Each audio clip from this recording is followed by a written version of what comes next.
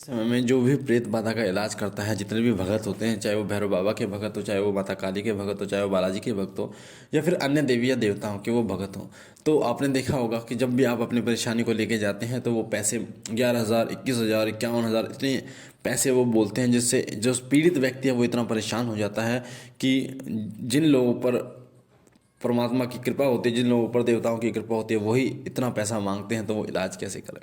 तो क्या ये सही है कि वो पैसा मांगते हैं या फिर गलत है, और हम एक सही भगत की पहचान कैसे करें कि ये जो व्यक्ति है, ये जो भगत है, ये जो भक्त है, ये सही है और हमें सही दिशा में लेके जाएगा, हमारा सही इलाज करेगा। ये बहुत महत्वपूर्ण प्रश्न। तो आज की वीडियो में मैं आपको बताने जा रहा हूँ कि एक सही भगत की पहचान आप कैसे कर सकते हैं ताकि आपको कहीं धोखा ना मिले।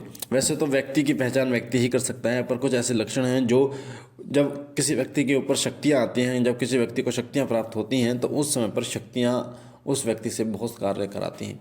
तो सबसे पहली बात यह है कि अगर एक सच्चा भगत है, अगर एक सच्चा भगत है तो सबसे पहली बात वो है कि वो आपकी स्थिति को समझता है। वो आपकी स्थिति को समझता है कि आप खूब पहले से ही लुट चुके हो, खूब बर्बाद हो चुके हो, तो वो आपसे पैसा नहीं लेगा। अगर लेगा भी तो पैसा आपसे लेगा, कुछ सामग्री जो होगी उसका पैसा वो लेगा। तो ऐसे लोग अगर आपको मिले तो वो एक सच्चा भगत है।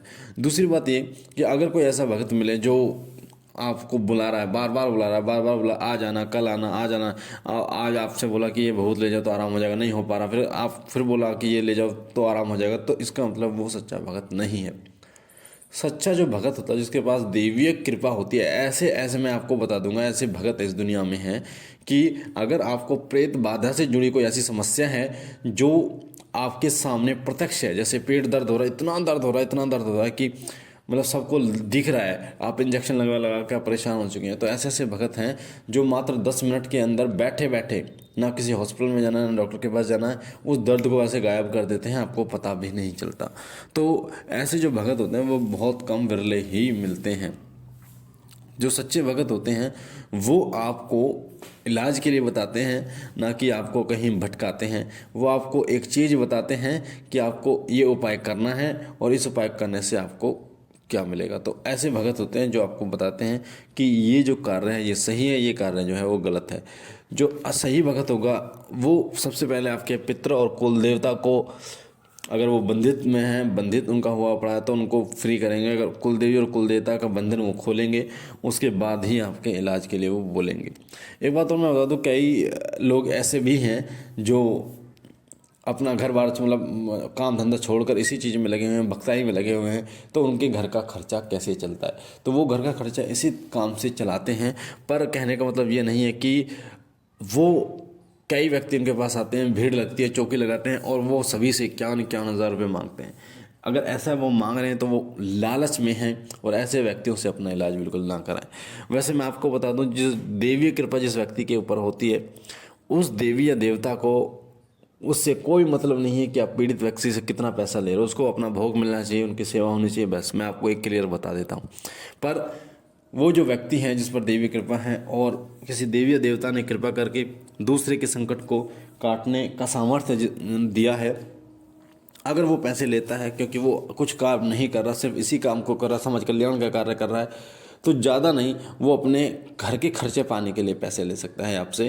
पर ऐसा नहीं है कि 51,000 इतने रुपए आपसे ले।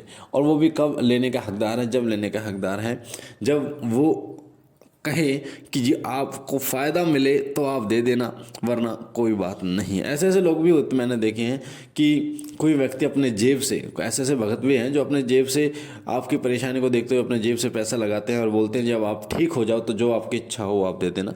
और जब व्यक्ति ठीक हो जाता है तो पता ही नहीं है कि कहाँ गया कहाँ नहीं गया। वो ये भी नहीं देखता कि भगत जो है उसने अपने जेब से जो पैसा लगाया है, और फिर बाद में ठीक होने के बाद वो भूल जाता है और बाद में परेशान होते हैं तो फिर वो उसके पास आते हैं। तो एक सच्चा जो भगत होता है वो कभी भी पैसे के लिए नहीं करता कुछ भी। वो इंसानियत को देखता है, वो व्यक्ति को देखता है, पीड़ित व्यक्ति को देखता है। इंसानियत को सबसे आगे रखकर वो व्यक्ति चलता है, ना कि पैसे को। एक सच्चा भगत कभी भी आपको जब बुलाएगा तो आपका इलाज करना होगा, पूछा देनी होगी, तो कभी आपको अकेले नहीं बुलाएगा। अगर आप अकेले आते हैं तो इसका मतलब समझ लीजिए, और वो आपको अकेले में बुलाते हैं तो इसका मतलब है कि वो सही भगत नहीं। क्योंकि कभी भी कोई भी भगत है वो आपके माता पिता के साथ ही आपको बुलाएगा, क्योंकि जो घर के मुड होते हैं, जो घर के बुजुर्ग होते हैं, उनकी अनुमति लिए बिना वो कोई भी कार्य नहीं करता। तो पहले जैसे बहुएं आती हैं तो पहले उनकी सास को बुलाते हैं, पति को बुलाते हैं, तब जाके उनका कार्य जो है वो करते हैं। तो ऐसे जो भगत होते हैं वो सत्य कहते हैं और सही भगत होते हैं, जो आपके परिवार के सामने इलाज करते हैं। साथ ही ऐसे भगत जो डंके की चोट पर काम करते हैं। डंके की चोट पर काम करने का मतलब है कि अगर उन्होंने बोल दिया कि 1 हफ्ते में बिल्कुल ठीक हो जाएगी तो हो जाना है। अगर कोई व्यक्ति है आपके घर से निकल गया है और उन्होंने समय दे दिया कि 10 दिन के अंदर वो आपके घर आ जाएगा तो वो आ जाएगा, इसका मतलब वो व्यक्ति सही है, सही भगत है। क्योंकि डंके की चोट पर जो कार्य करते हैं वो वही कार्य करते हैं जिन्हें अपने इष्ट देव पर विश्वास होता है।